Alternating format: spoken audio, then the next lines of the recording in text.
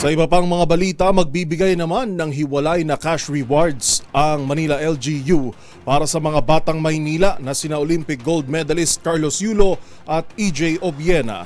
Sa panayam ng DZRH, sinabi ni Manila Mayor Honey Lacuna na 2 million pesos cash reward ang ibibigay kay Yulo habang 500,000 piso naman kay EJ Obiena. Git ni Lacuna, nanalo man o hindi, ay kanilang pinahahalagahan ang effort ng kanilang mga atleta. Dagdag pa, naghahanda na rin umano sila sa Heroes Welcome, ngunit hindi pa tukoy ang magiging ruta sa oras na maisapinal na ang pagdating ni Kaloy sa bansa. Naantay din po namin ang date ng kanila pong pagbalik dito sa Pilipinas. Wala pa hong binibigay sa atin na definite date. Kung kailan po sila darating. Yung karangalan po na binigay sa atin ng ating dalawang Obiena, yan po ang ating binibigyang pagpapahalaga.